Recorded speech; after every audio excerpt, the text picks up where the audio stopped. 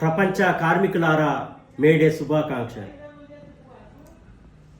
ప్రపంచ కార్మికులారా,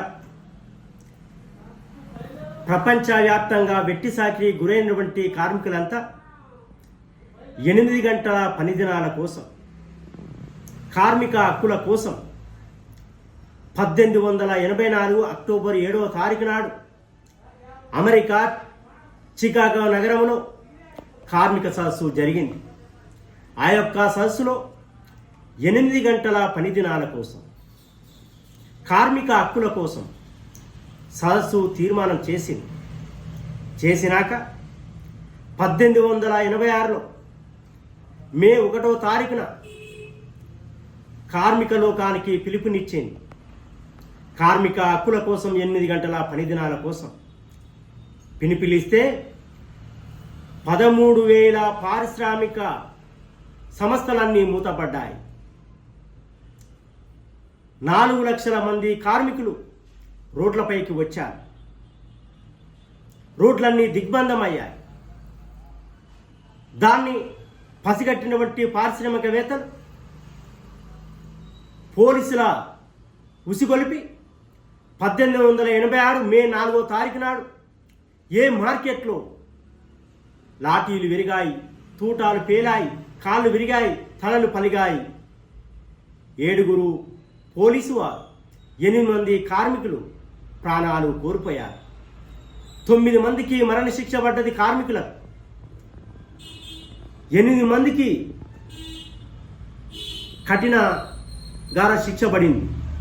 అంటే ఆ రక్తము మడుగుల్లో తడిసి ముద్దైనటువంటి ఆ ఎర్ర జెండా నాయకత్వాన కార్మికులందరికీ ఈరోజు 8 గంటల పని దినాలు వచ్చిందనంటే ఆ కార్మికుల ప్రాణత్యాగాలే వారిని మనం కొనియాడాల్సి అవసరం ఉంది. అదేవిధంగా ప్రపంచవ్యాప్తంగా జరిగినటువంటి కార్మిక ఉద్యమం వేరు, కానీ భారతదేశంలో జరిగేటువంటి కార్మిక ఉద్యమం వేరు. భారతదేశంలో డాక్టర్ బిఆర్ అంబేద్కర్ గారు కార్మికులందరికీ కార్మిక చట్టాలు తీసుకురావాలని, 8 గంటల పని దినాన్ని తీసుకురావాలని డాక్టర్ బిఆర్ అంబేద్కర్ గారు 1936లో ఇండిపెండెంట్ లేబర్ పార్టీని పెట్టడం జరిగింది. అదేవిధంగా 1937లో ఎలక్షన్స్ వస్తాయి. 17 స్థానాల్లో ఇండిపెండెంట్ లేబర్ పార్టీ పోటీ చేస్తుంది, 15 స్థానాలు గెలుస్తుంది. ఈ యొక్క పార్టీ పెట్టింది కార్మిక హక్కుల కోసమే అని డాక్టర్ బిఆర్ అంబేద్కర్ గారు ప్రకటిస్తారు. అదేవిధంగా 1937లో అప్పుడున్నటువంటి బ్రిటిష్ ప్రభుత్వం వైస్రాయ్, ఇప్పుడు వైస్రాయ్ అంటే ప్రధానమంత్రి అని మనం ఇప్పుడు అంటున్నాం, అప్పుడు వైస్రాయ్ అనేది.